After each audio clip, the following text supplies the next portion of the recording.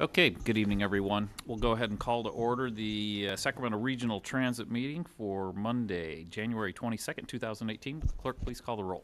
Director Budge? Here. Director Hanson? Here. Director Harris? Here. Director Hume is marked as being absent. Director Jennings? Here. Director Kennedy? Here. Director Miller? Here. Director Natoli? Director Chenier? Here. Director Cerna? Here. Chair Morin. Here. With that, we have a quorum at 96 votes. This meeting of the Sacramento Regional Transit District will be cablecast without interruption on Metro Cable 14, the local government affairs channel. Tonight's meeting will air on Wednesday, January 24th at 6 p.m. and replayed on Saturday, January 27th at noon, and webcast at www.sacmetrocable.tv. It is also closed caption. Members of the audience wishing to address the board should fill out a speaker card located at the rear of the room and provide it to me or Adam. Please speak into the microphone and state your name for the record. We would appreciate everyone turning off their cell phones. Thank you. All right, thank you, Cindy. Would everyone please rise and join me in the pledge? I pledge allegiance to the flag of the United States of America and to the republic for which it stands, one nation, under God, indivisible, with liberty and justice for all.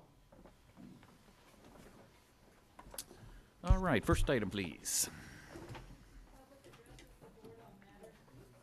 Public addresses the board on matters not on the agenda. Okay, we do have a number of requests to speak on this item. We'll start with Barbara Stanton, and after Barbara is Mike Barnbaum, and after Mike is Arthur Ketterling. Good evening, Barbara. Good evening. We sent out a letter to you. I know some people got it, but we're just going to reiterate for other people that didn't get it. So here we go. Once a month meetings. It is our understanding that except for two board members, Directors Budge and Natoli, the majority of the board opted for a once a month meeting whenever possible. We oppose this decision because especially on certain months, December and June, the agenda becomes overcrowded, which produces an overly lengthy meeting, and because of transit restrictions, cuts off public participation and input. Another issue is that if the board wants to bring an item back for consideration, a whole month passes before the item is heard again. Bottom line is, business is not being conducted in a timely manner. Perhaps it is time to change the composition of the board. There is nothing in the PUC code that states it is mandatory for elected officials to serve on this board. It states in 10-2101, a member of the City Council or Board of Supervisors may serve as a member of the Board of Directors, but it mostly talks about appointees prior to that sentence. We are not suggesting to change the whole composition of the board, but if you are too busy to serve on the board 2 times a month, we ask you to consider allowing non-electeds to serve. We are certain there would not be a shortage of applicants. Your jurisdictions already have a process in place for people to be appointed to various boards and commissions to serve as either a standalone member or as your representative. Why not open the board to non-electeds and add the RT board to your board and commissions lists? We are asking you to do so. Thank you. Thank you, Barbara. Mike Barnbaum, and following Mike will be Arthur Ketterling. Good evening, Mike. Greetings, Chair Morin and members of the board. Mike Barnbaum of Ride Downtown 916. As you will recall at your December meeting, a major vote was taken to reduce the student monthly fare on regional transit system. Within the motion, it was directed to explore what do other transit systems do, as well as whether or not transit systems incorporate anything in their programs during the summer months for students and youth. Today is part one of reporting back to your board on what other transit systems do per the direction of your motion. Today's presentation is, what does the Yolo County Transportation District do? The Yolo County Transportation District met 2 weeks ago on January 8th and introduced to their board their short-range transit plan.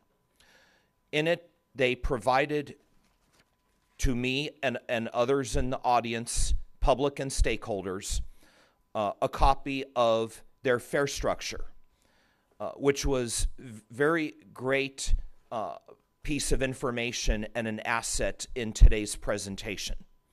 So here for you is what the Yolo County Transportation District does for students, and it's broken up as to what they do from September to May and from June to August. For cash fares, students from September to May pay a fare of $1.10. They also would pay $1.60 if they're riding a YOLO Bus Express bus. From June to August, students only pay 50 cents but are not provided a transfer. And from June to August, the express fare is the same thing.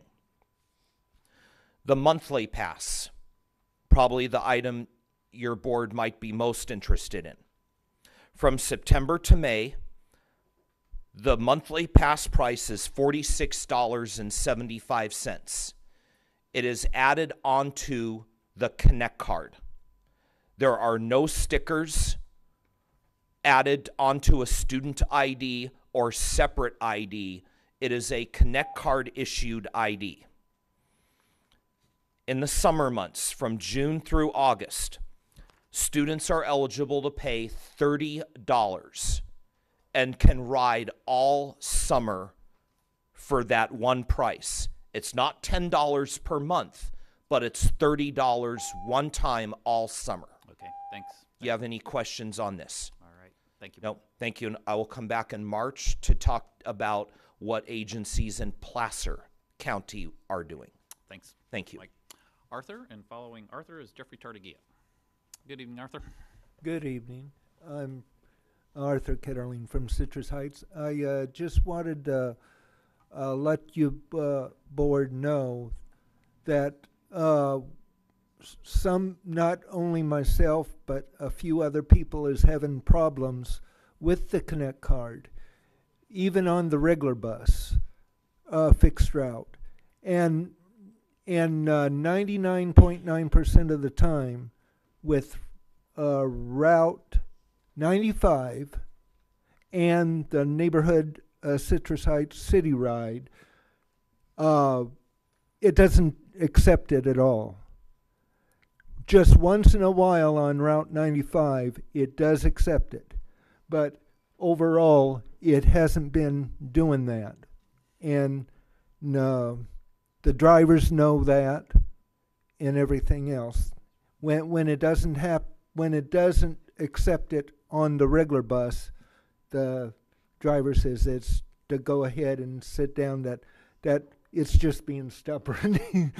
but overall, there shouldn't be a problem with the Connect card of accepting of what it's supposed to do.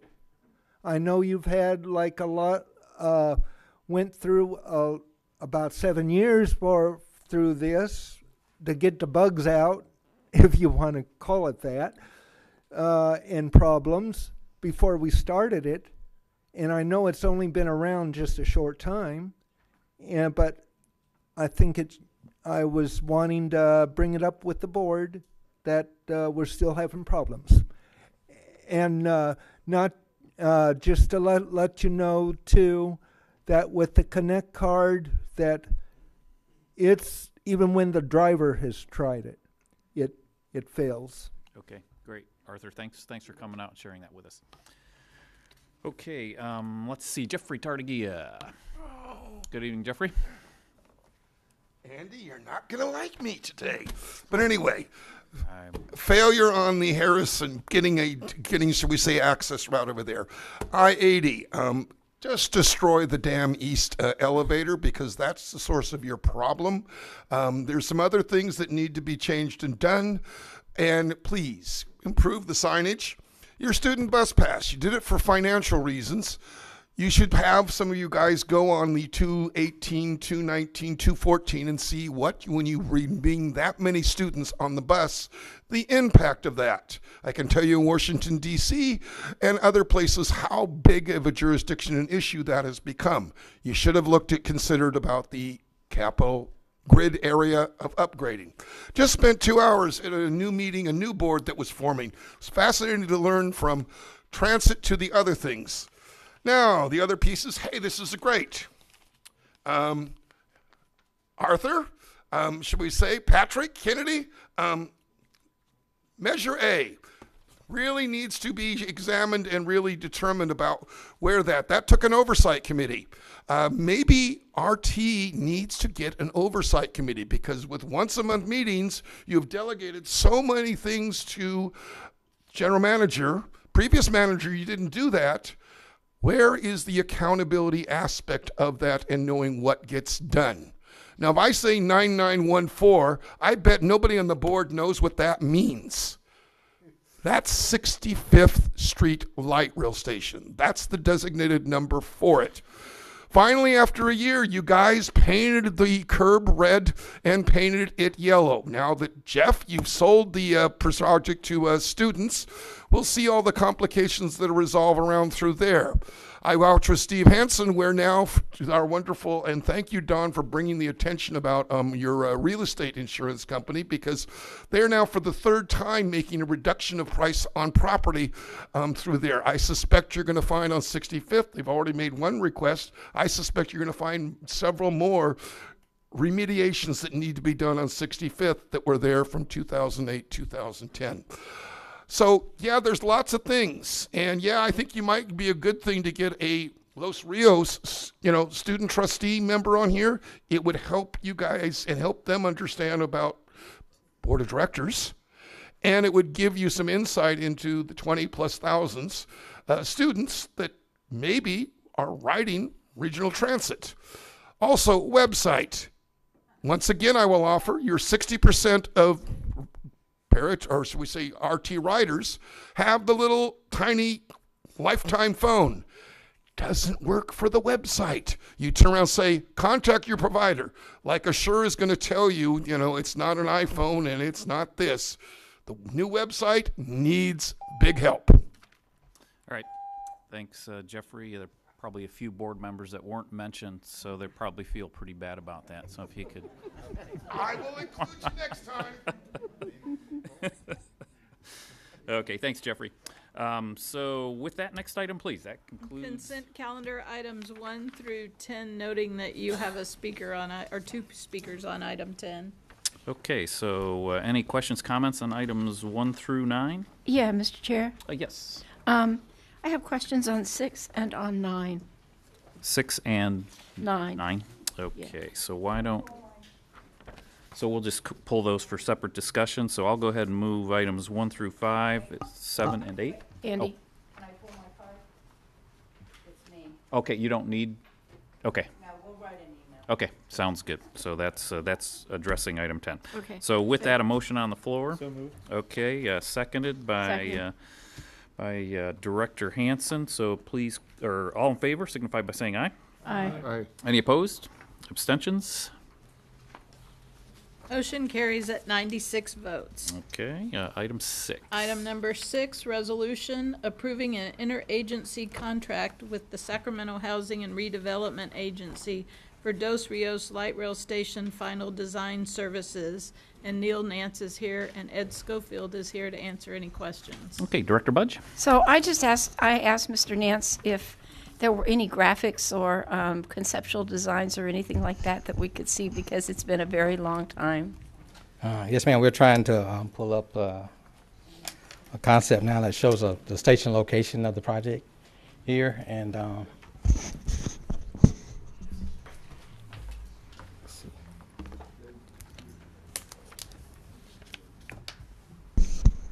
see.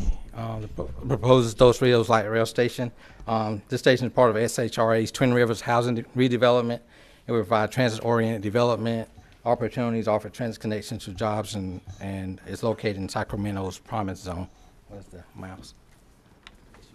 So at first, I really didn't understand why SHRA was getting a contract for design, but then you really did a good job of explaining why they're involved in this, and I think everyone's read that the whole neighborhood is being remodeled. So are they going to go through an entire design process in terms of site plan and architecture, or is some of that already done? Some of it's been done, man. The preliminary engineering is done. We're going at the final design now, and we will be reaching out to the public and getting more input as we go along. Okay, thank you. Thank you. No problem. Great. So, Okay, moved by Director Hans, seconded by Director Jennings. All in favor? Aye. Any opposed? Abstentions? Motion carries at 96 votes. Okay, item 9.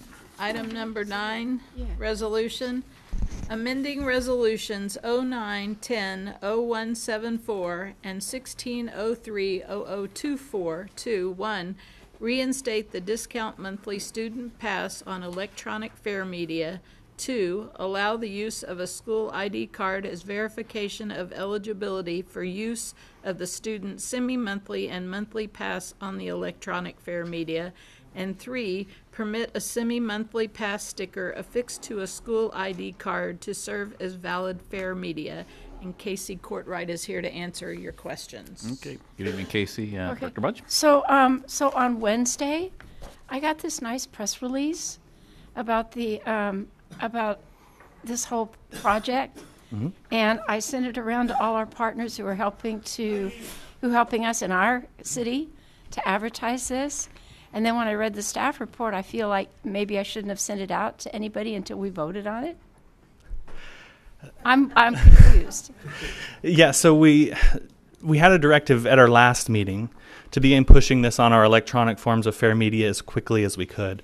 And so we made a decision last week to go ahead and start the public information ahead of this board meeting that we are going in this direction, that we would like to include the student sticker affixed to the student's school ID card, as well as introducing the monthly forms of fare media on both our Connect card and the Zip Pass app. So, okay, I took it as a fait accompli. People that I sent it to took it that way, and it does say the special price is available from January through June 2018. It doesn't say if the board approves it, so I just thought that was a little bit odd in terms of process. Correct. So Yes. I'm glad we're covering that. Yeah, it was an effort to try to get this out there as quickly as we could, and we were already, a month behind in the month of January. We had a lot of requests for the monthly sticker. Why is it 2 semi-month stickers? That kind of stuff, and so it was kind of a reaction to that, as well as a response to the board's direction in December. Okay.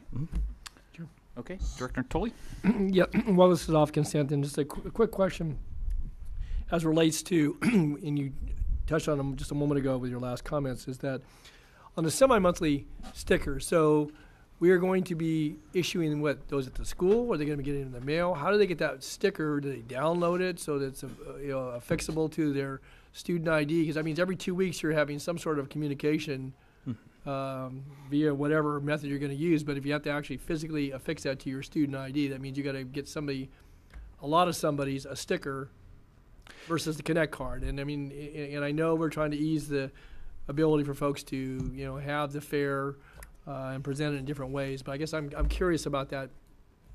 Twice a month, so that's 24 times a year, you're going to be issuing something that affixes to a student ID card. So the sticker, actually about 90% of the sales of the physical sticker happen directly on site at the school.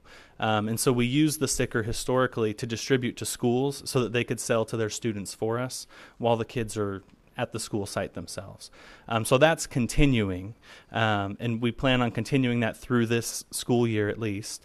But for new students who are coming on board, and even at the schools themselves, we're beginning to push Zip Pass and push transition to Connect Card to just make this as available as we can for this 6-month promotional period.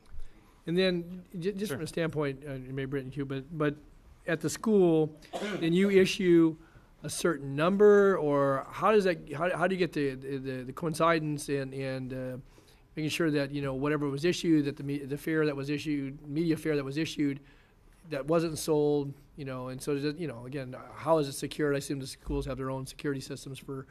Because that's just that's almost like legal tender to some degree, at least from the use of public transit. So, correct. So we sell all of our prepaid fare media to schools and other state agencies, et cetera, are all done on consent. So we will issue them an invoice for the full allotment of their shipment of stickers, and then what they do is they return any unsold fare media to us and discount the price paid by whatever they're returning. So they get a credit. They get a credit. They do get a credit off of the initial full invoice for their entire allotment of stickers, and so we do typically send a generous amount of media to the schools, especially, so that if we do have new students coming on, they're not running out of stickers mid-month and asking us for emergency shipments and stuff. So. One final question then is, you said you're going to start pushing the Zip Pass and the Connect card, and what's your anticipated utilization? Do you hope to have over a course of a year or two everybody on that versus the sticker media, or I guess I'm just kind of curious what the goal is here. Yeah, I think our goal, honestly, is by the beginning of next school year that we would have our schools transition to either one form or the other, the Zip Pass or the Connect card, and probably it's going to be a combination of both at each school. The Zip Pass is great for on an individual basis. If the student has a cell phone, they can download the app and buy. Connect card is something that we can make available to all of the students, same as we can with the sticker, by just providing enough card media and stuff to the schools. So the goal would be to, by next school year, have the schools transitioned, as well as all of our other major sales outlets that we have. And Director Natoli, I just wanted to point out, I think you were going down one road as far as we do a semi-monthly pass, and it's 24 months. It's a lot of back and forth with whether it's a school or us. And I think one of the concerns is initially, this is maybe 10 or 15 years ago, we had a monthly pass, but what we found is that students and parents actually asked for a semi-monthly pass because it was an affordability issue. So that's why you wound up with a semi-monthly. I don't know if that was made clear in the Yeah, no, okay. and I kind of recall that. Again, I think this is pretty affordable if you look at inflation and so forth. But I guess maybe 10 versus paying $20 each month, paying 10, and every 2 weeks paying another 10. But it's a little bit more handling, at least if you're doing the printed fare. But okay, thank you. All right. Just want to add another piece of information, Director Attorney. The first month, January, we are the students' ridership increased by 10% because of this effort. And we're thinking about in the future, if this is going to be a successful pilot project, we would like to have like a quarterly or semi-annual or annual passes for students at an even deeper discount. So that will leave some inconvenience of the parents or students. If they just buy one year, for example, $60 for 1 year, that will really return more riderships. So I just want to add that comment here. Great. So I will move the item. Thank you. Okay, thank you. I'll go ahead and second that. So all in favor? Aye. Any opposed? Abstentions? Motion carries at 96 votes. Okay, next item. Item number 10, resolution delegating authority to the general manager CEO to submit a proposal in response to the request for proposals for turnkey operation and maintenance of public fixed route and paratransit services issued by the Yolo County Transportation District, and to certify on behalf of the SAC-RT Board of Directors that the proposal meets all applicable requirements on the of the Federal Transit Administration. And Mark Lonergan is here to answer any questions. Okay, great, thanks. I do have one request to speak on this item. Jeffrey Tardigia. Want me to go before Mark or after? Yep, you're on. All right.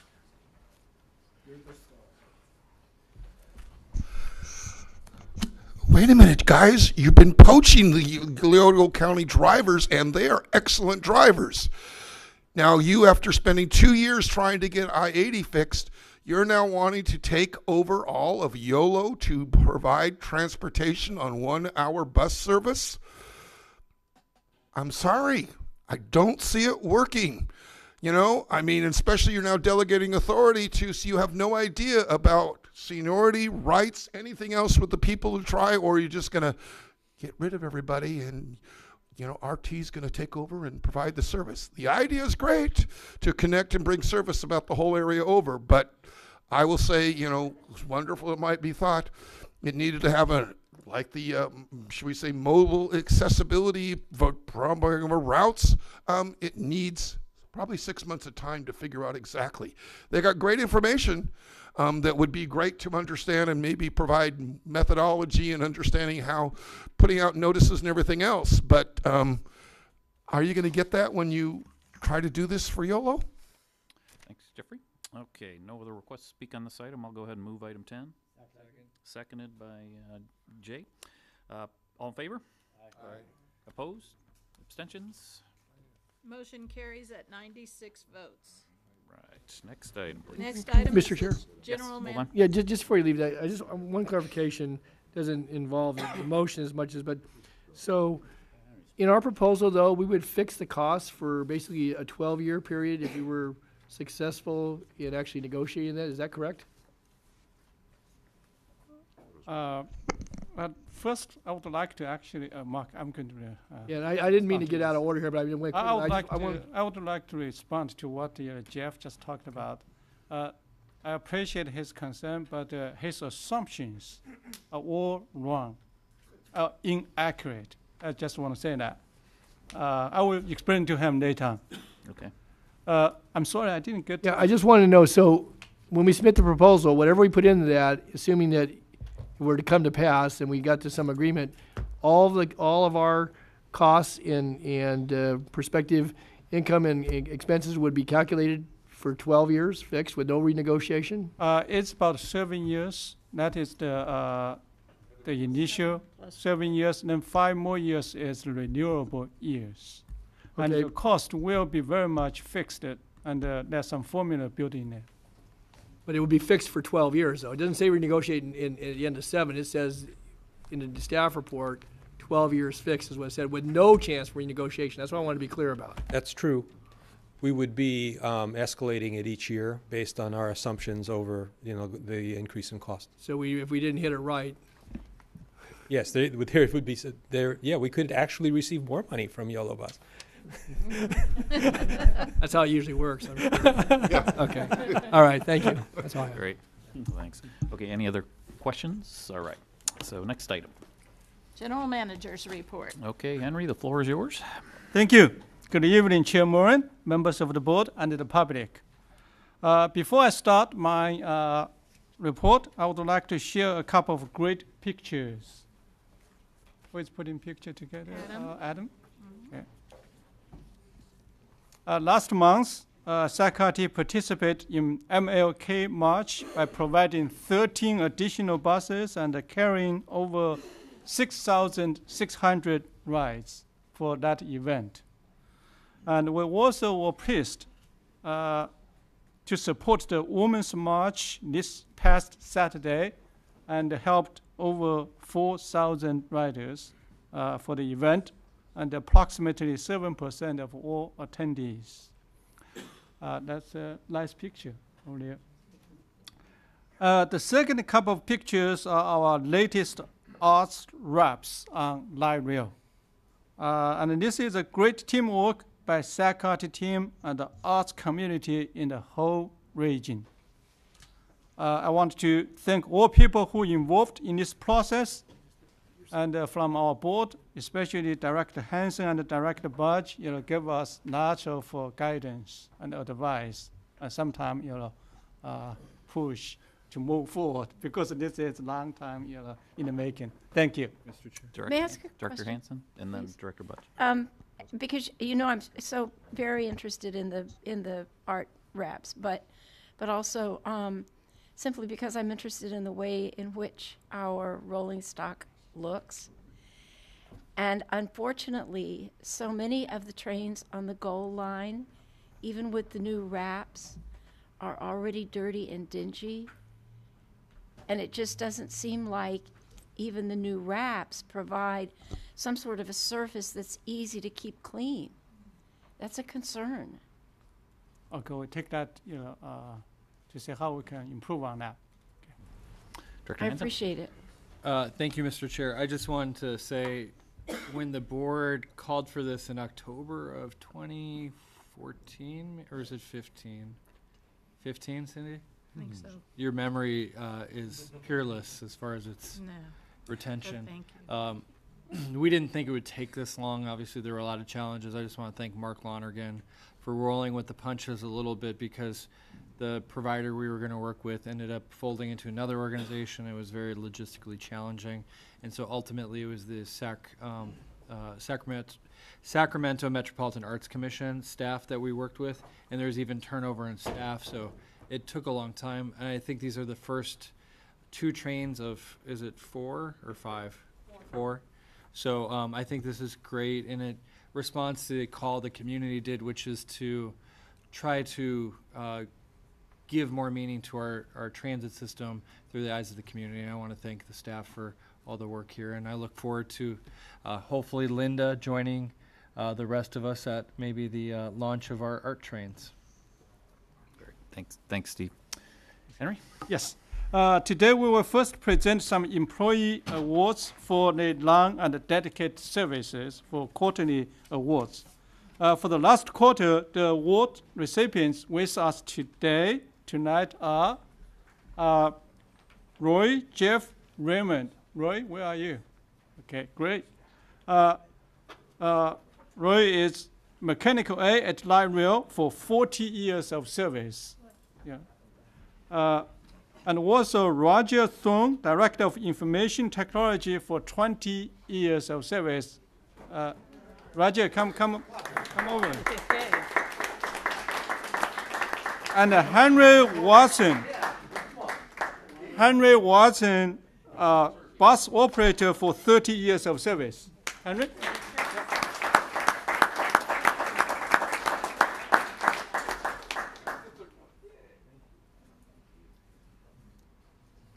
Okay, guys.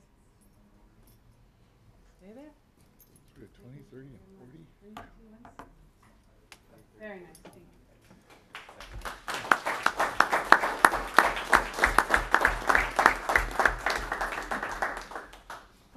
On January 12th, SACRT submitted our application to the State of California's Transit and Intercity Rail Capital Program, or TIRCP. This grant program is a tremendous opportunity for transit systems statewide. It's $2.4 billion, or even more than $2.4 billion, will be dispersed to various projects sometime in April throughout the state. SACRT's project is titled Accelerating Rail Modernization and Expansion in the Capital Region, requesting total $400 million, including $100 million local matching, to completely modernize our existing light rail system. Our proposal calls for replacing over 1/3 of our aging light rail fleet, adding 10 additional new vehicles on top of our currently 97 light rail vehicles, completing double tracking for Golden Line to Folsom, modifying 48 low-floor light rail stations, and constructing 2 new light rail stations, one at Holmes Roads in Rancho Cordova and another at Dos Rios in the River District. As part of the project proposal, we also plan to provide later night and improved frequency of service to the city of Folsom. These improvements will dramatically improve our customer experience, attract nearly 16 million new ridership annually over the life of the project, and significantly reduce greenhouse gas emissions by nearly 500,000 metric tons of CO2 by taking automobile trips off our busy roadways. So I would like to acknowledge and thank SACRT and the SACAC staff for the hard work over the past few months They literally worked on weekends and nights to get this done.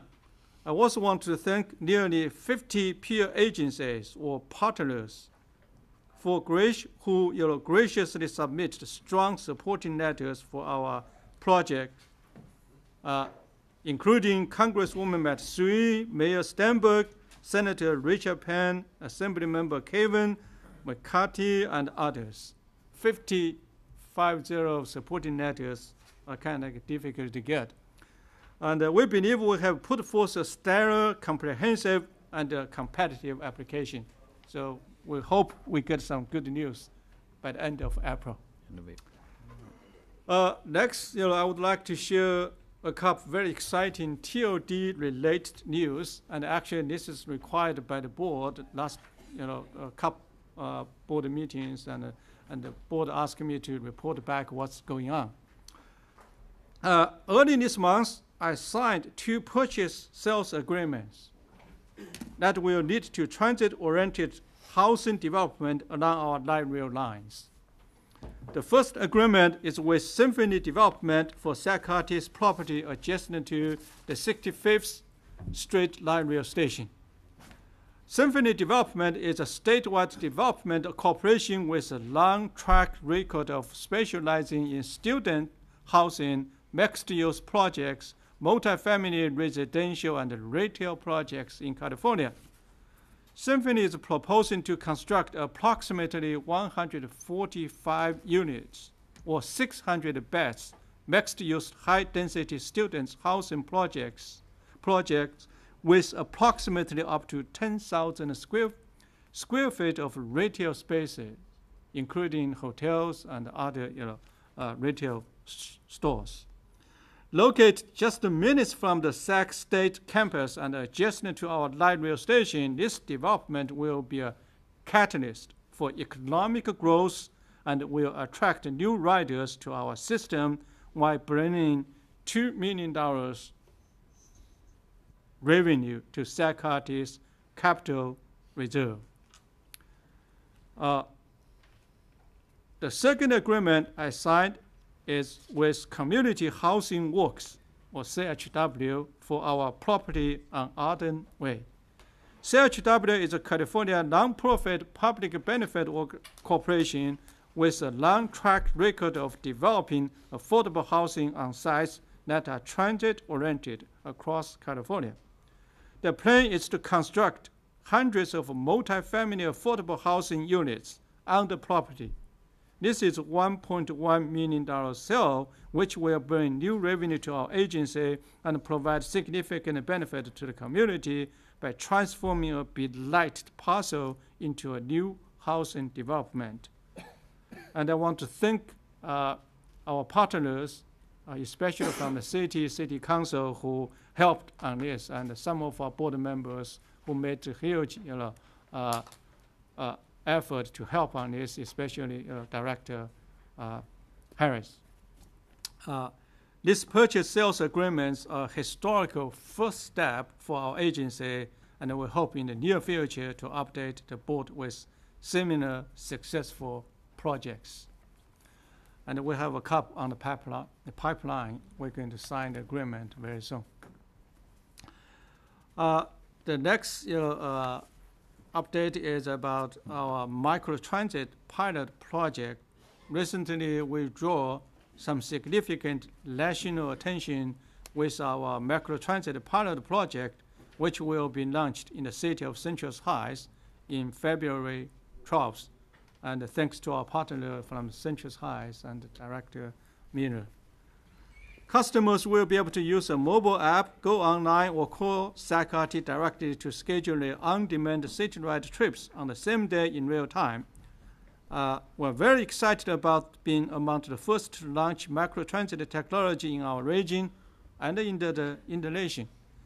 And SACB reporter Mr. Tony Bijak said this could open a dramatic new future for mass transportation, one that does not involve walking to a bus stop and wondering when the next bus will arrive. So here to tell us more is Sac County COO Mark, and the deputy COO and the microtransit pilot project manager, Alva Carrasco. And they did a wonderful presentation to the Citrus Heights Council. So I want them just share some brief slides with the board. So I wanted to kick this off by saying that this is really exciting.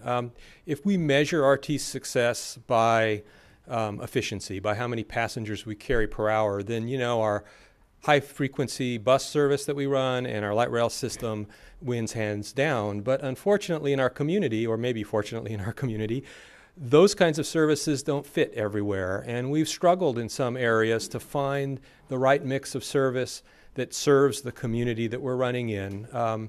And so microtransit technology has come to the point where it offers us a potential solution in those areas.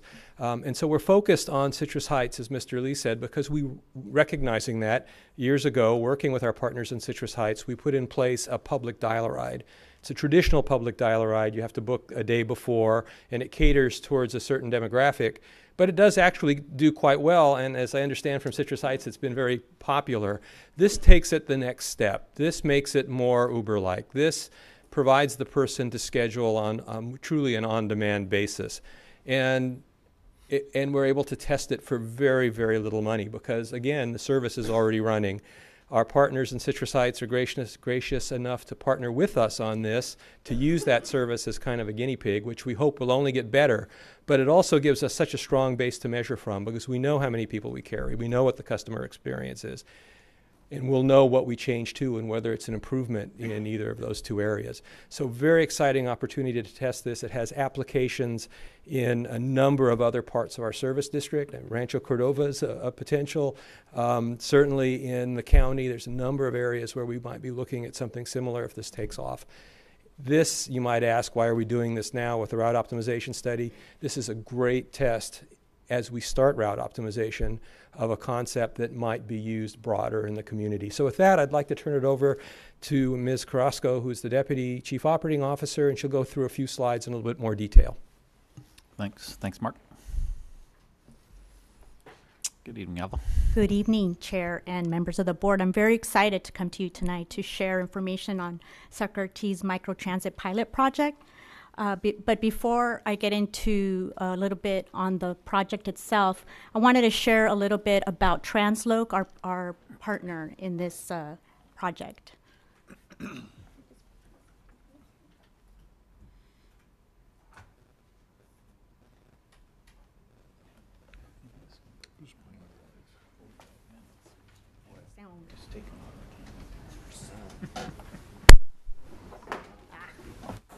And greater flexibility getting from point A to point B.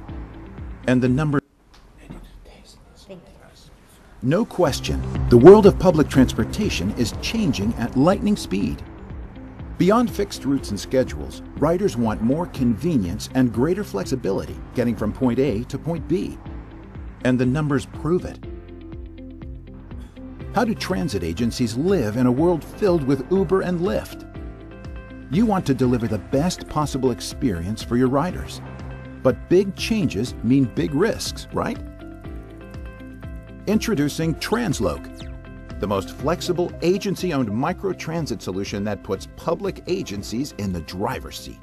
Whether it's solving for first mile, last mile, coverage versus frequency, off-peak transportation, or generally just serving more riders, data is crucial to knowing where to start. That's why we've designed a complete three-step approach. Step 1 is simulation. Using big data and predictive modeling, we simulate your most successful options without ever having a single vehicle leave your parking lot.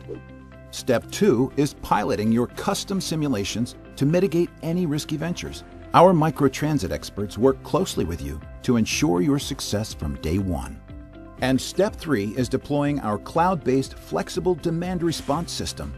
More flexibility means better efficiency and a better rider experience, significantly reducing ride time and rider wait time while increasing riders by more than 50% at the same operating cost. It's as simple as 1, 2, 3. Let Transloc help your agency remain central to the future of modern transportation. Transloc. Deliver the ultimate rider experience. Talk to our microtransit experts today.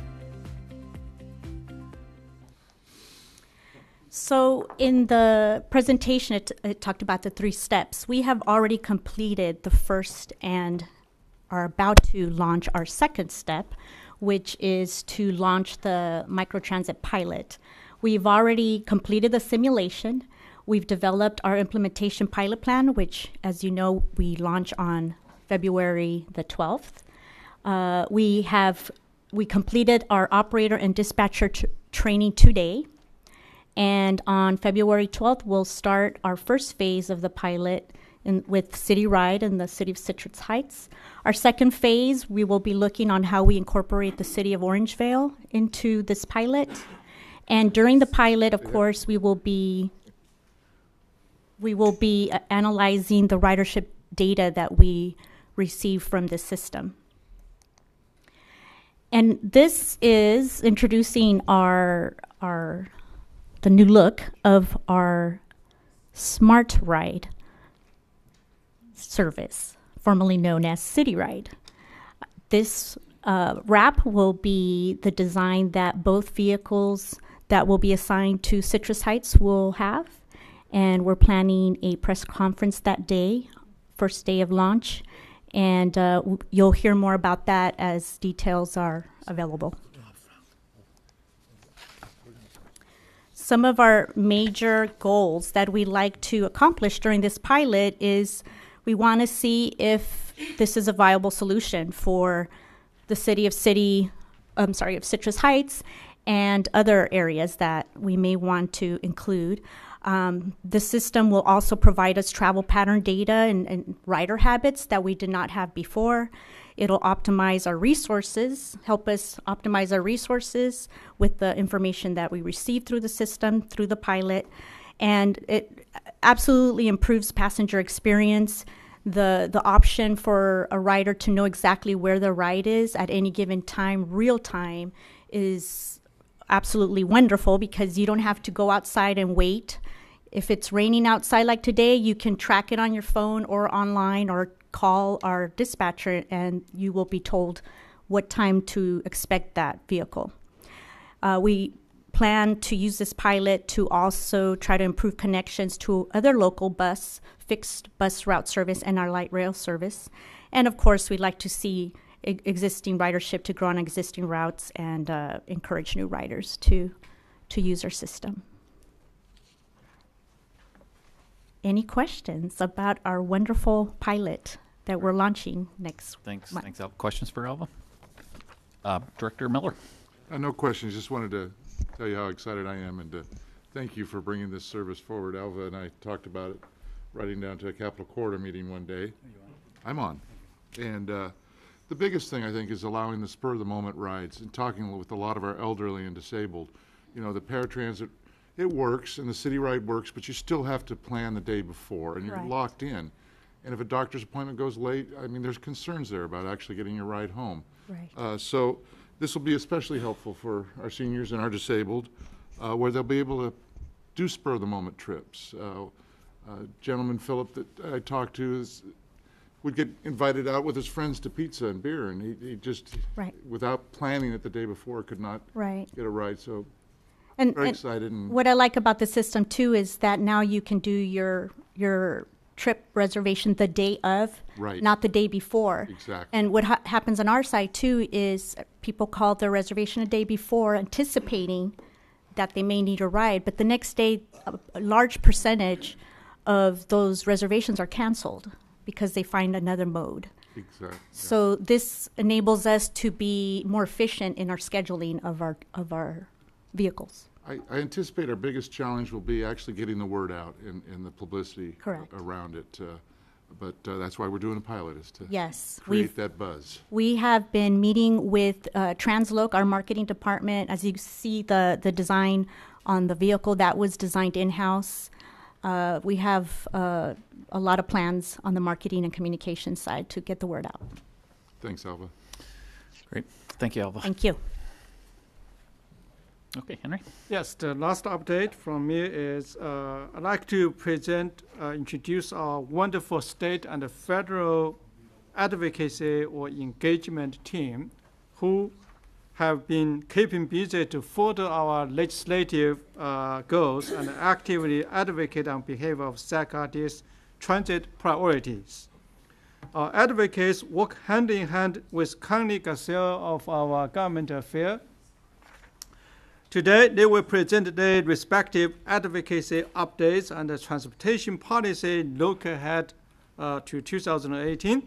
First, I would like to invite Mr. Mark Watts of Smith, Watts, and Hartman, who is a top transit or transportation expert in the state, to provide a state update, and he will be followed by Mr. Jeff Booth of Booth Transit Consulting, who is a highly recognized national expert to update us on federal matters. Thank you. Floor is yours. Thank you, Mr. Lee and board members. I'm pleased to be here again at the beginning of the year. We're at that point where we're in between the governor's introduction of his budget and his State of the State, which is yet to come, which will fill out some of the vision that he intends to share. And speaking of the budget, there's no surprise the transportation component of the new State Budget Act fully shows or reflects the implementation of SB 1 passed last year. The tax revenues that had begun in November of this year are shown carrying through. Probably most importantly and directly impactful for Sacramento RT is the formula-based distribution of the State Transit Assistance Program, and the amount of funding provided by the new act essentially doubles the formula funding for each transit agency, including RT, for the coming year. I can go through more detail, but there's a couple other topics I want to cover, and I didn't press the 3-minute button, so I'm going to take a little bit longer, You're good, but not Mark. too much. You're good. Okay, thank you.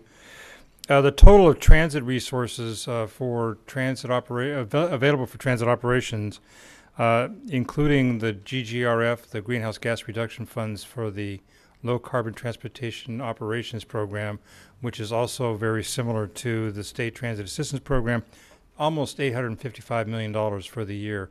It's just, I've worked on transit and transportation funding for so long, I can't believe I've said $855 million for State Transit Assistance Program. I remember years, 27 million was a good year, or 130 million was a climb out of a hole. So it's very remarkable to see this day and age.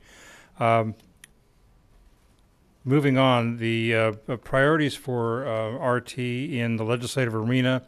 We have a bill that Mr. McCarty had been introduced for us last year that deals with the enabling statutes of regional transit. It's AB 709. The measure is in the process of receiving amendments out of Legislative Council. I haven't seen the final set. I helped draft what went in. It refines some of the language that staff had developed, and it does retain the weighted voting option in the language that we have now. There's more discussions to come, but this language is ready to go. We're in a fortunate position because the bill is in its last position on the Senate floor, so we have some time to work on the bill and move it forward once Mr. McCarty gives us the go-ahead. In addition, one of the routinely each year, Connie directs me to work collaboratively and closely with the California Transit Association and their program, and I'm happy to do so again this year. I work on a number of different fronts with the good team at CTA, so I look forward to that this year. I think one thing I want to bring you up to speed on, and I think I touched on this when I was here at the year-end presentation in 2017, there are two intertwined issues that are coming together. First, as part of SB 1, a companion measure, ACA 5, was adopted by the legislature and intended to go to the ballot in June of 2018.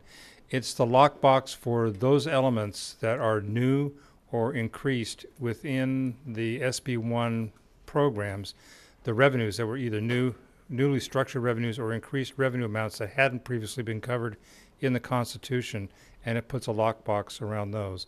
It's about a third of the new SB1 money in total. So it was a very important piece to put through the legislature and place on the ballot. A campaign organization is forming that was based on the Fix Our Road Coalition that was very successful in pushing SB1. They are putting together a program to support through a campaign effort, which is a private-oriented effort for ACA 5. Interestingly, they are also going to then, if the one remaining repeal initiative intending to eliminate the funding from SB1 qualifies in April of this year, they intend to then wrap the two program campaigns together, because lockboxing it in January is a good segue into, in their minds, into opposing the repeal in November. So that's underway right now, and if you ever had any questions, I'd be glad to answer those. I'm working with those folks pretty closely right now. And last but not least, I was hoping to give you a little bit more detail on the cap and trade program. The governor did announce in his budget that he has identified that this year there'll be $1.25 billion available in 2018-19. I think it's going to be a lot more than that based on the last two auctions, but we don't know yet. And he closed out his comments by indicating that he will share his vision for the expenditure plan of those resources in the state of the state instead of in the Budget Act. So with that, I would draw my overview and look ahead to a close. Great, thanks. Thank you very much, Mark. Director Hansen? Mark, when is the State of the State? The Thursday. Oh, okay. This coming Thursday. Great. So. Okay, any other questions for Mark? All right, thanks as always for the great work, Mark. Thank you, appreciate it. Right.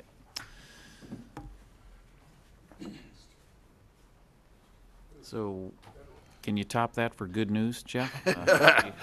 What do you got from Washington? Oh, if I only could. I was originally supposed to come here in December, but we thought that if I waited till January that I could actually report on the wrap-up of the legislative session and the appropriations process for FY18. Well, if you've been following the news, that didn't happen. What happened today was, in fact, a 3-week extension of the continuing resolution until February 8th. Without resolution of some of the key underlying issues, which first of all is determining the funding levels for domestic and defense spending for FY18 and 19. That's still unresolved, even though I think there's agreement that both of those numbers will increase. At what levels, we're still not clear, but that didn't get resolved. And the real issue that's, obviously, if you've been following the discussion at all, is about immigration. And that's the key issue, and that issue did not get resolved in this 3-week extension. And so now we have 3 more weeks to come to the same point we came to last Friday. And I'm predicting that we won't reach agreement on February 8th either, and that the real drop-dead date is March 9th. And you say, well, why is that? Well, that's the date the president set for the 6-month extension of DACA, and that's the day it expires. For those who are not familiar, that's the Dreamers. And that, I think, is the real deadline in which the Democrats are negotiating against, which is most critical to them. And there was agreement on the Democrats would support the border wall or funding of the border wall, which was important to the president. But there was disagreement on the other elements of the immigration issue between the Democrats and Republicans, and those issues remain apart. And so it's unclear what the pathway to resolution is. So why is that important? If we don't reach agreement on the funding levels for FY18, the appropriations committees cannot move to markup and complete action on the appropriation bills because they don't know against what numbers they're marking up those bills against to do the 12 appropriations bills.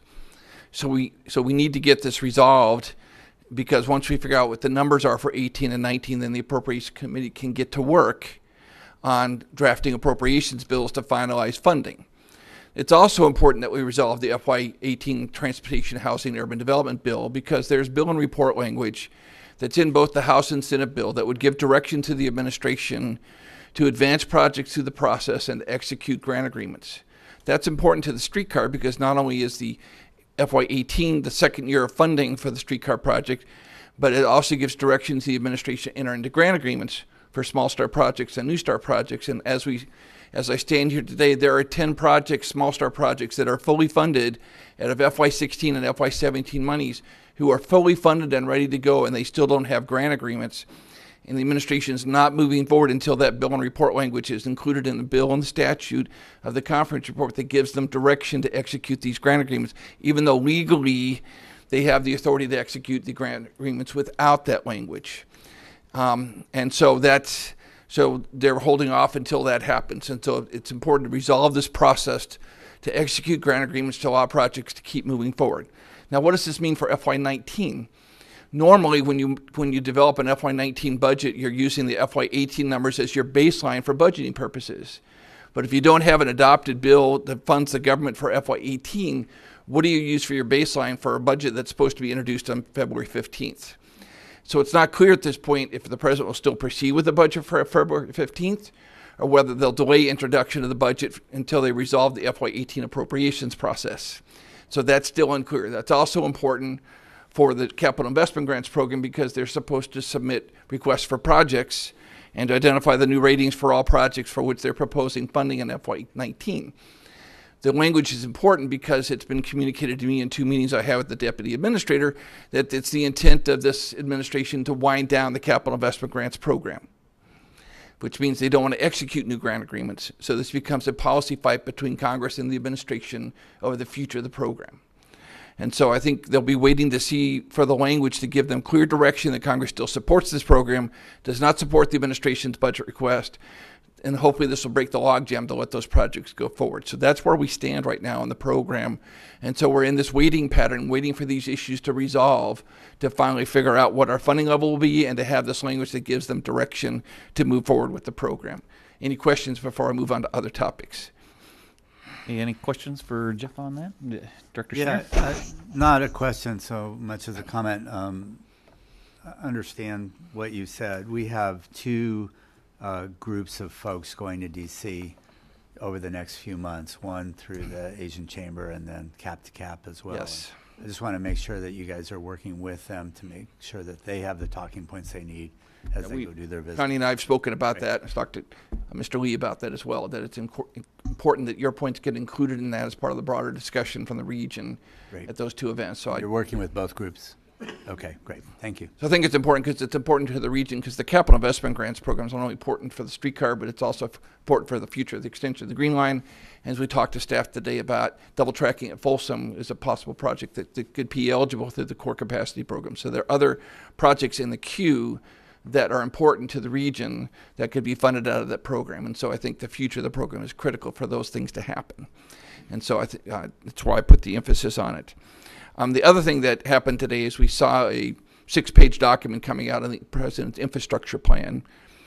And what's interesting is it fits the dimensions of what we've seen earlier about the plan, although we're still waiting for the actual plan, which right now we'll wait till after the State of the Union, which will be next Monday, for more detail. And I'm predicting that I think it'll actually be part of the FY18 budget proposal that comes up to Congress mid-February.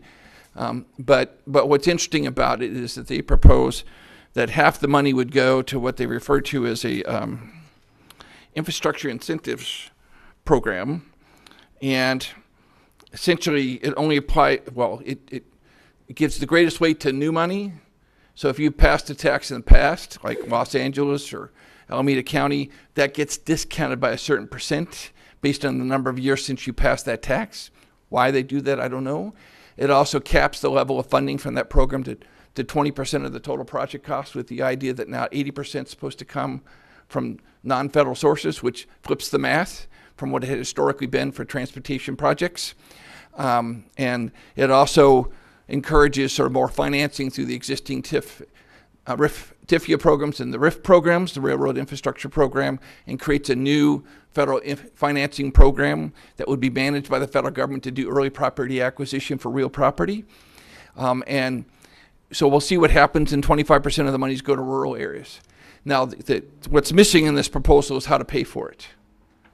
And so at this point, to me, it's dead on arrival on the Hill without the identification of how we're actually going to pay for it. Since, oh, by the way, the tax bill that passed last month did not address the future of the gas tax or the future of the Highway Trust Fund or the Mass Transit account. So at this point, no action was taken to sort of resolve that issue of the future of those two programs and how we'll finance infrastructure beyond 2020. So we're still waiting for them to address that issue. So I think this proposal will make its way to the circular file at some point in time, because it doesn't have any means to pay for it, although they talked at some point in time about including the gas tax increase as part of this, but it's not part of this proposal yet, so we'll have to see if in fact it's been done. With respect to the tax package that happened last month, once again, as I said, it failed to address the Highway Trust Fund, which is disappointing. It also changed the commuter tax benefits to basically eliminate the employer deductibility of the commuter tax benefits as part of the employer cafeteria plan. But it retained employee deduction, so you can claim it as an individual, but the employer can't claim it on their tax return as a benefit to be offered to employees, which really undermines the whole point of it, which is it had always been an employer-provided incentive. So while they offered it at one, they maintained it at one level, they really undercut it at another level. So it's a little bit disingenuous, if you ask my humble opinion, on sort of what they were trying to do.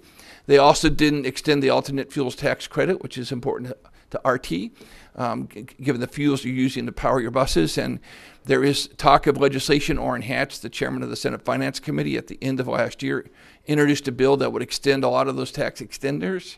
He was hoping that it would be part of this broader package that Congress will ultimately adopt. So it's possible that he could add it as an amendment to this package that wraps up continuing resolution, addresses immigration, and could be the catch-all bill that addresses other issues that have to get done. Because I guarantee you that once this bill happens and we get into the spring of this year, Congress will stop. I mean, nothing will happen, as everybody will now be focused on the 2018 elections. So we'll be pretty much having gridlock for the 6 months prior to the election because of what's at stake in the fall of 2018. So that's just my assessment of where we're going.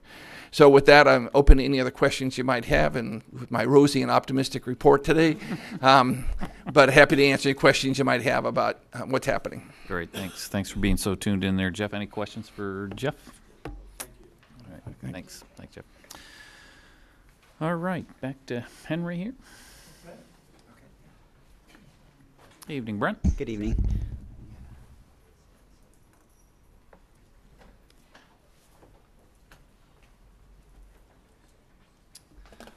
Okay, so let's see if I can give you some good financial news here. So November was good. Operating revenues came in higher than expenses, so you'll see that. You'll see November operating surplus came in about $244,000. The surplus year to date, let me bring that up really quick, is approximately $1.8 million. So that's really good.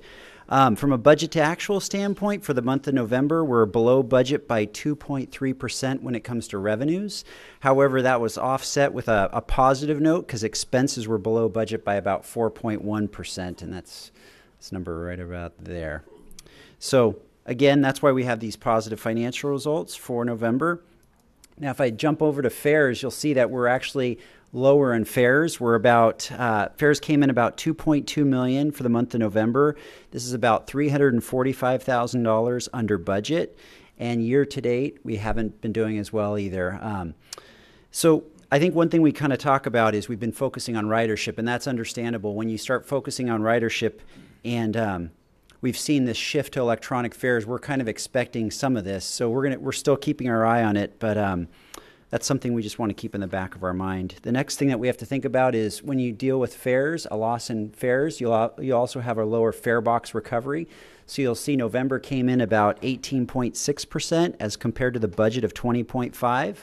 When you look at it on a more year-to-date basis, it's not as so bad. We actually had a big cost savings in October. We were able to charge some money to some capital projects, and that helped us from a cost perspective. And in October, the expenses were really good from a variance standpoint. So that kind of helped us out from this standpoint. The next thing we look at is ridership.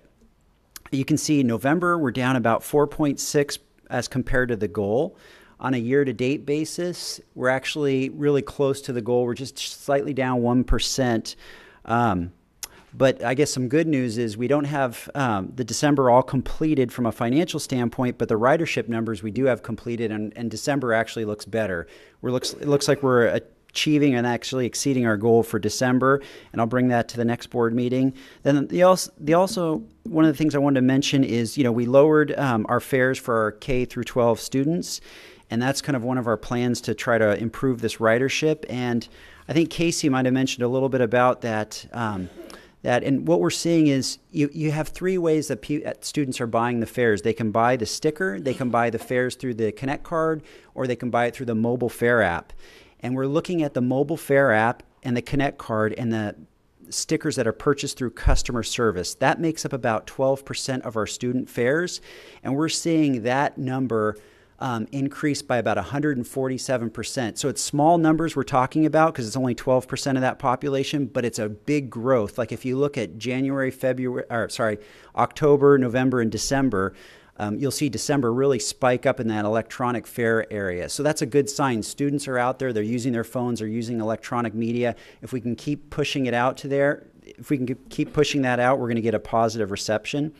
The other thing we're doing with ridership, Henry had mentioned at the TRIC application, we're looking to get new low floor trains. We're looking to get additional service to Folsom and some new stations at Horn Road and Dos Rios. That's going to attract more riders. So we have this big initiative. It's just going to take us some time to bring those statistics up.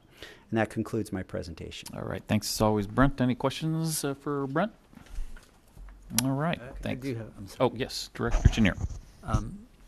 So I'm not actually sure how to ask this, but I know that the trends are not good for the most part. Hopefully December will be better. I guess the question is, are we comparing ourselves to the right thing, which is either last year or our budget, or is it time to kind of re-bench ourselves against, I'm not sure, but the question is, are we looking at the right data here? That's a good question. So when we say the trends aren't doing as well, that I guess we could say overall they've been financially we're still doing solid because we have that surplus, right? But when we look at our fare revenues, right, well, that's probably, you're right. We're benching it. We're probably a little bit high when it comes to fare revenues, and I think coming into this, we didn't anticipate having some of these programs. We also, with the students, we also are seeing this adoption rate with electronic fares. It's one of those areas where we're going to start seeing, I still predict in the next couple months we're going to still see fare revenues going down for that reason, because these prepaid customers have to eventually shift. There's this trend that we want to happen where they come over and buy electronic fares, because then we have a better match of revenue and ridership. So I guess when it comes to fare revenues, we could probably relook at that fare revenue calculation going forward at a mid-year budget review. The next area we could probably look at is the fare recovery ratio to see if we're benchmarking a little bit high. And I think, again, if we're going to start pushing initiatives for ridership, that's another area we want to probably lower. So we should probably bring something back to the board. When it comes to ridership, I think we did a good job of estimating ridership at a lower level. I think what you're seeing this month is it was a little bit down in November, but again, December we're gonna see some of that come back. So I think we're gonna hold off on ridership to say if the benchmark is inaccurate. I think where you're right though is with fare revenues. We're probably estimating a little bit higher, so we might want to come back at a mid-year budget cycle and relook at that. Right. Well, and maybe as I think about it too, we need to be looking at what we need to run the system at what levels, and then benchmarking against those things as well. Because we know that across the nation, public transit ridership is decreasing. Yeah. So there's certainly a wave going on that we are part of. Yeah. But I guess for me, it's more importantly to think about, like, what's the system that we want to operate? What does that require?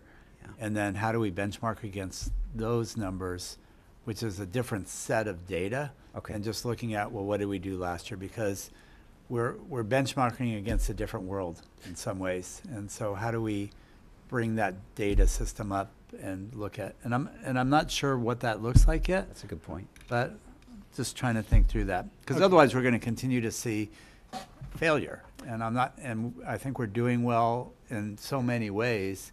So it's really having a discussion about what the system should look like and where we should be. Okay. Or where we need to be, maybe. That makes sense.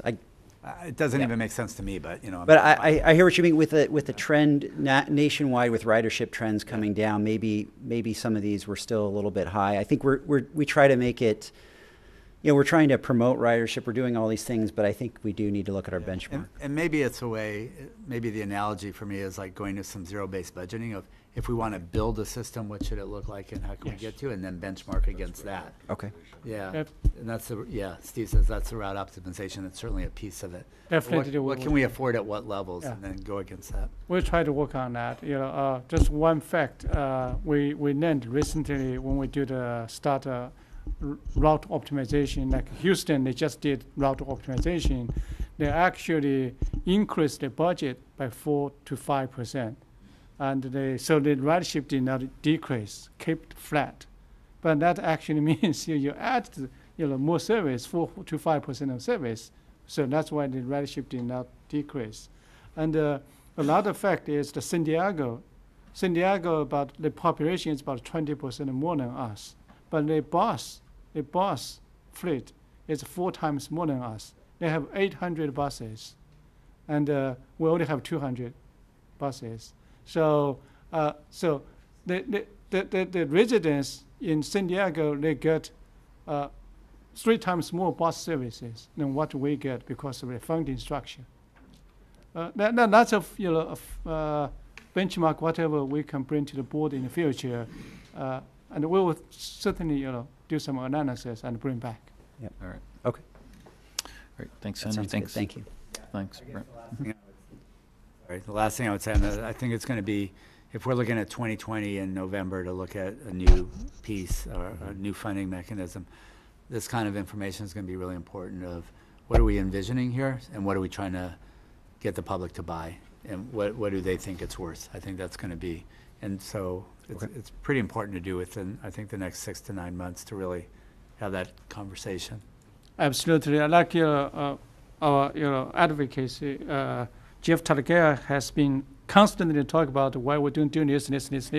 But the only issue is, the funding is 5 times less than others, and we are actually, we will share some facts with you in the future. Yeah. Great. Thanks, Jay. So I do have a couple requests to speak on the general manager's report stuff. So Helen O'Connell, and if we could get Mike to Helen, thank you there. And then after Helen is Jeffrey Tardigia. Hi, Helen O'Connell. I took a look at the meeting calendar for this year, and I was really disheartened to see that we're only having like maybe 16 meetings over a 12-month period. And I think that regional transit is a business, and it needs to be able to run in a timely manner, and to do that without bombarding everybody with 3-hour meetings, you need to increase your calendars some so that we can at least have, every other month has 2 meetings. I understand that most of it is holidays that fall on Monday. Maybe you need to move it over to a Tuesday or Thursday meeting, if possible, where the holidays fall in on Mondays, or change a week so that you can get 2 meetings in a month. I don't think once a month or, is going to be enough, because you already have a lot on your plate, and to put more on a plate that's already full, you might miss something very important. And it should be, everything is important and should get your full attention. Thank you very much. Great. Thanks, Helen. And Jeffrey? Well, Jeff Tardigia, and what I would offer is dealing with your Connect card. It really needs to be checked out because, as you may see, your bulletin boards emphasizes, I use it as a monthly pass and I use it as the cash. And in both cases, I have many times that it does fail. So it doesn't track. So you do not get an accurate track for even my rides, much less me forgetting when I'm rushing to get the train of that, clicking that on. And I suggest that may be another reason why, as we're evolving to the Connect card, is that the fact that you're not tracking the ridership. You may have to figure out a marketing incentive to encourage making sure people do that little clicking for getting that ride on. For me, the way some of them are placed, I'm trying to get on. It's not easy to go back to the ramp, get back there and get on. And as you've probably already heard repeatedly, there's a number of them that just fail on both buses and at stations. So you're not able to keep an accurate record. You can look at my records to see how some places, what I should be doing and what I've done, and you look at them and go, how do they get from here to here? It's not on there. Okay, thanks. Thanks, Jeffrey. Okay, so that concludes General Manager's report. Next item, please. Item number 12, resolution declaring 2051 Evergreen Street property access to transit operations as surplus, presented by Brent Berniker. Good evening. Okay, good evening again. So the purpose of this issue paper is to seek approval to declare the property located at 2051 Evergreen Street as surplus to SAC-RT's operations. So when selling property that has been declared surplus, staff must follow state law that's set out in the government code.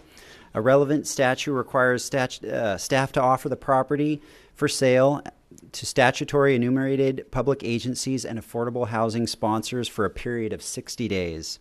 After the 60-day period passes, staff is going to bring back to the board an information item going through those offers and any information on the statutory eligible buyers. If there's any eligible buyers, we're actually going to prioritize based on the order that's set out in Government Code 54227. Buyers that are intending to use the site for affordable housing will be given the highest priority. A qualified buyer will be given 90 days to come to an agreement with SAC-RT. If we're not able to come to terms within 90 days, that buyer will be put back into the pool. And if we do not receive any offers during that 60-day period, then staff will work with our real estate broker and pursue and evaluate all offers, which will include offers from the public as well. So right now, that was just kind of insight into the future, but right now what we're merely asking to do is declare this property as surplus so that we can begin the disposition process. And then the board will still require, it will still require board approval when we get to a final sale, and this action does not obligate the board to sell this property at this point in time. It's just declaration. Okay, so at the start you mentioned the 60 days, so we would expect something in open session after the 60-day time frame, looking at a potential offer that we would say go. What we'll do is we'll give you once the 60-day period starts, we'll be tracking that. We'll receive any offers, and then at the end of that 60-day period, we'll bring back an information item with here are the offers that we received. Okay, perfect. And so we'll bring something back to the board. That's what everybody's interested in. Exactly. Yes, so Director Hansen? Just one quick question of clarification. You said an informational item. Mm-hmm. Why isn't it not a decision item at that point? Well, if there are no buyers, then there's no decision, right? It'll kind of depend on what we have, right? Well, but that seems strange for the normal disposition of property, because normally the offers would be presented to us in a closed session situation. The board would vote, and then that vote would then be presented to the public, because the purchase and sale of real estate is usually a very dynamic situation. Right. So can you tell me why we're deviating from our normal processes in the way that or the normal public agency process? Yeah, what we're doing is we're just trying to make sure we follow government code, in that the way it's been explained to me is we have to post this for 60 days. If there's no interested parties, I guess that it all depends on who will apply within those 60 days. If we do receive some interest from an applicable party, we will bring that back to the board so that everybody knows who those parties are. At that point in time, we'll start negotiating with that buyer, right? Because all we have at that 60 days is an offer, and right at. But aren't we obligated to follow the state law when it comes to agencies eligible first? Normally, like if the city sells property, we have to offer to the school district and other government entities. Right. Yes. First. Okay. Yes. That so in that 60-day. That's what we're going to be doing. So. All right. Maybe let me reiterate so I get to your point. I think what we'll do is during that 60-day period, we're offering this property to enumerated public agencies and affordable housing sponsors for that 60-day period. Okay. Okay. But it will come back eventually as an action item and not just more information, because I know we have so many members of the community here. They're probably tired of coming to the Regional Transit Board meeting over and over again. Well, I think we owe it to make a decision at one time or another and not just keep kicking the can down the road and not making a decision. So, all right, Director Natoli. Yeah, question I have though. So, you mentioned about utilizing a broker at some juncture in this, but for that first 60 days, that's staff that would do that. Correct. Yeah. And again, I don't know if we work off a broker's list and so forth, but I'll just express that I want to be sure that the folks that advise us do it in a real estate fashion and not about from a public policy framework or, what's good for this or what's good for that. I would just say that some of the comments, I think, got off track in some of these meetings that we've had in the past, and no reflection on any particular parties, but I just think that for me that's an experience that I would not like to see this body, and certainly the public have to hear somebody's opinion, professional or not, about what's good or what's not so good, as much as it is about valuation and or looking at conditions of sale or conditions of property and so forth. And so, Henry, I know I expressed some concern about that to you after some of our sessions last fall, and I guess I would just say that we're not to that juncture yet. We don't know where we're going to end up with this, but that in the future, that the professional services we utilize, that it'll be clear what we're seeking as far as information and direction, and that ought to be reflected in any recommendation comes before this body, whether it's in closed session or an open session. I'm going to depend upon our staff to give us your best recommendation, as I would in any case. And I just think from here forward, whoever we utilize needs to be apprised of that in advising us what their role is and what the role of our staff is and what the role of this board obviously is in making any decisions on property disposition. Yes, we have instructed the consultant or broker to do so in the future. Okay, thank you. We'll make that clear. Great. Okay, I do have a couple requests to speak on this. Any other director comment? Director Miller? Could you clarify for me? I understand the 60-day term where you see if there's interest from the statutory requirements of different agencies, from school districts to cities and Correct. such. Yes. But then there's a 90-day period. Does that run after? After. So yeah, maybe That's when we negotiate the terms and conditions. Yeah, now that you opened up, if I could kind of maybe try to give more clarification to that too. So to Director Hansen's point, we actually don't need to bring an information item forward. What we're trying to do is in the process of transparency to make sure that everyone understands what we're doing, that we are bringing that forward as an information item. Once that 60-day clock expires or passes, we will actually be able to look at the list of those buyers, see who is the highest on the list according to the government code, right. And at that point in time, we'll actually start negotiating. It doesn't mean that we're entering into an agreement, it's just discussions. And so at that point in time, then we have 90 days to come to an agreement. And then approval by the And then we would come back to the board with all that, with that final decision for board approval. Thanks. Does that clarify? It does, thank you. I'm sorry, okay. Perfectly. Okay. Excellent. Okay. Any other questions for Brent before I get to public requests to speak on this? Okay, so I do have a number of requests to speak on this, so we'll start with Elaine Jackson. Elaine is followed by Patty Taylor, and Patty is followed by Karen Redmond. Good evening, Elaine. Hi. I'd like to speak about the 95815 district as a whole with regards to RT. We have not really had any improvements in that district at all since I've lived there in the last 17 years. They probably cleaned up a station a little bit, but that's about it. My concern is there's a 3,000 person transfer station at Arden Way. I don't know why RT is wanting to sell this property right now, except for the city did approach them to sell the property to them. And I don't know why we can't have a transfer station moved off of this hugely busy thoroughfare at Arden and Del Paso Boulevard. Why we have not gotten our share of funds from RT, I don't know.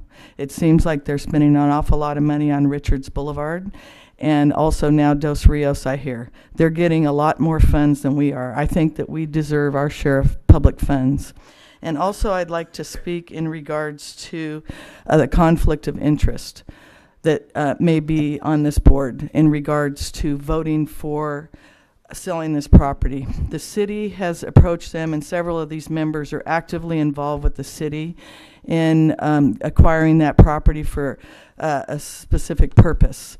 And I don't believe that they should be able to vote on this issue, because if they have been involved in actively doing that. I think that you're public servants, and I think that you're here to serve us too, all public, including yourselves as the public too. I don't think it would be fair that they were able to vote on this. And I do hope that you're looking out for all of us too in our community, because we live there, and we should be looked at as being just as important as your votes. I hope that you all think about that when you do vote. And there's a number of people here to speak on that. So please think about us, because it impacts us. Okay. Thank you. Thanks, Elaine. Patty? And following Patty is Karen. Good evening, Patty. Okay, well, I'm back again. I live in the North Sacramento neighborhood, and I'm concerned about this last parcel in this property that has the 3 parcels. The other 2 have already gone for low-income housing, and we have just heard tonight that that's a kind of exciting project there, as good people are going to be working there. So here's this third piece. We don't want a homeless shelter on it because it's so close to our neighborhood. It's 300 yards, actually, from my son's front door, just around the corner from the elementary school that my granddaughter goes to. Why not make this site on Evergreen a model of success in putting in low-income affordable housing? Why not have that third parcel also go for that purpose? Make it a really wonderful spot there. It makes sense to use all 3 of those parcels for housing. So we know that, I mean, I've heard things change quickly around here, but I have heard that there's someone who wants to buy it, who already has property there. Those 2 big office buildings, they keep those buildings in beautiful shape. They have security around the property. Their workers walk around our neighborhood during their breaks and lunchtime, adding more security for us. They don't want to see a homeless shelter go in there either, and they're going to make an offer. I would just encourage you to consider that kind of offer. So you have a really stunning place there that would help our neighborhood and our business community on Del Paso Boulevard. So many of us have been working for so many years to really make it a wonderful neighborhood, and we hope that businesses will thrive there more, and this could do it. It's really been an exciting evening to hear all these wonderful projects you're doing. Thank you. Great. Thanks, Patty. Karen? Good evening, Karen. Good evening. I just wanted to make a couple of quick points as you move forward with this process after a bit of a misstep a few months ago. One is, if you do not receive a proposal for additional affordable housing, I hope you'll keep these 2 things in mind. One is in terms of fiscal responsibility, what is the best return on that property for RT? It may not be the same as the appraisal from last May. And the other is a use that is at least compatible with the Royal Oak Station so nearby, that is compatible with the RT riders that use that station, and also friendly to the community. The neighborhood, particularly immediately to the west, that is office buildings, an elementary school, residential, and a business corridor. along Del Paso Boulevard. So thank you. Great. Thank you, Karen. Okay, no more requests to speak on that item. So with that, a motion is in order. So moved. Okay, moved by Director Hansen. Second. Seconded by Director Harris. All in favor? Aye. Any opposed? No. Okay. And abstentions? Okay, motion carries at 86 votes. Okay.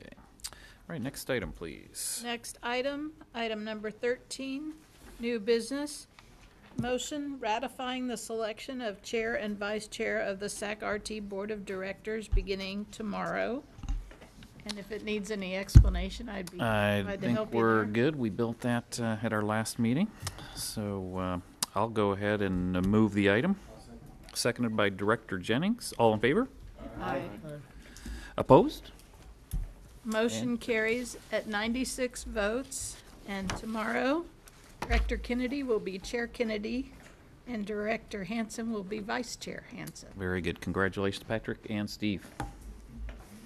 Next, item number Looking forward 14, to it. appointment of SAC-RT Board of Directors to various boards and commissions. Item A is the chair appointment to the SAC-RT retirement boards. Currently, only outgoing Chair Moran's appointment is up, which is expired in December. And you also have Mr. Lee on the retirement board, as well as Director Jennings as alternate, whose terms don't expire for a couple of years. Okay, so I think the only order of business here, in fact, this is just chair appointment, so I just insanely direct myself to continue in this position. So I will go ahead and do that. So happy to serve there for another year, unless there's an anxious volunteer on the board here. I was about to second your motion that you're going to make. Should we do them We could possibly, can we do all these motions in a group, since I don't get the feeling there's going to be any changes? Certainly, I'll read them, and Okay, You so can why don't you chat go if ahead you and just wish. remind us each one who is currently sitting, and then if we have somebody who wants to vacate, they can speak up. okay. And why don't you remind us your discussion with Patrick Hume from Certainly. So before we get all started here, my discussion with Director Hume this afternoon, because he's out ill, is that he's willing to continue to sit on the Paratransit Board as well as the San Joaquin Joint Powers Authority. Great. With that said, I'll read each item. B is motion appointments to the Capital Corridor Joint Powers Authority. Currently, Director Harris and Miller serve as regular members, and Directors Hansen and Jennings as alternates. Item C, motion appointments to the Sacramento-Placerville Transportation Corridor Joint Powers Authority. Director Budge serves as the regular member, and Director Natoli is the alternate. D, motion appointments to the Paratransit Board of Directors. Currently, Director Hume and Hansen serve as regular members. There are no alternates. E, motion appointments to the Downtown Riverfront Streetcar Policy Steering Committee. Director Harris serves as the regular member, and Director Budge is the alternate. F, motion appointments to San Joaquin Joint Powers Authority. Director Hume serves as regular member, and Director Natoli is the alternate. Okay, so is everybody comfortable with the lineup there? Move approval. Okay, moved by Director Budge, seconded by Director Harris. All in favor? Aye. Aye. Any opposed? Abstentions? Motion carries at 96 votes. Right, okay. Oh, I do have one request to speak on this. Mike, I almost missed you there, Mike. You got the final word this evening. Okay. You don't need all 3 minutes. You don't have to take all 3 minutes. Sure. No, it's about the intercity rail boards for Northern California equipment pool, the Capital Corridor and the San Joaquin. Just a note, I read thoroughly through the issue paper of this item you just voted on. The Capital Corridor Board, which does normally meet on the third Wednesday of the months of February, April, June, September, November, the meeting in February is on the second Wednesday due to a conference staff is going to be attending over the week that would include the third Wednesday. So the next meeting is at 10 a.m. February 14th in the City Council chambers of the City of Suisun City. Their staff is on board the trains all this week doing business plan update workshops. I will be joining them on Thursday at the train departing Sacramento at 5:55 p.m. We're only going as far as Martinez, and we're going to turn around and come back to Sacramento.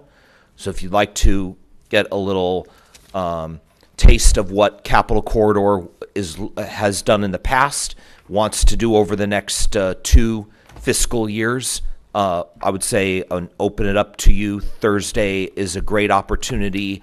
And again, the train leaves 55 minutes after traditional business hours. Hopefully that would be enough sufficient time on that. On the San Joaquin, the meeting for January 26th in Fresno has been canceled.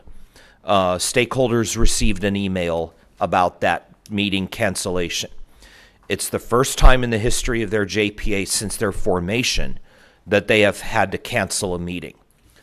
Staff indicated to me there's no action items to be taken up. The only one would have been approving the next meeting date and location. So since that isn't taking place, they're just going to make the next scheduled date of March 23rd from 1 to 3 p.m. in Fresno, the next scheduled meeting. So if you have room in your schedule to attend to that one, that is the Friday, not of Cesar Chavez weekend, but the weekend before. Great. Thank you. Thanks. Thanks, Mike, as always. Any director comments before we adjourn? Director Cerna, and then Director Hansen. Great. Thank you, Mr. Chair. I just want to take a few moments and publicly thank our General Manager, Henry Lee.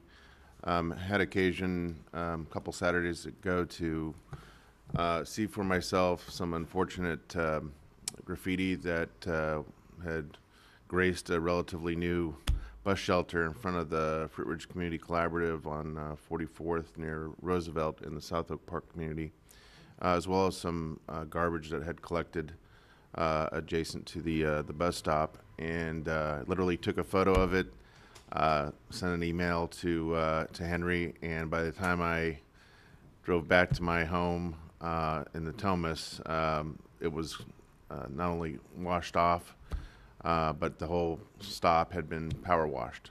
So I just want to thank Henry and his facility maintenance staff for being very, very prompt when these incidents are reported by directors, and by hopefully the same thing happens when the public does it.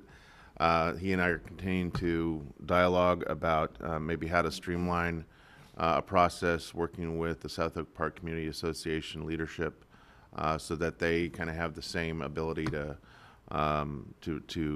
quickly report these sad incidents to the appropriate RT personnel, and they can continue to have very timely response so that we keep our facilities in good working order for the public. Great. Thank you, Henry. Great. Thank you. Thanks, Phil. Steve?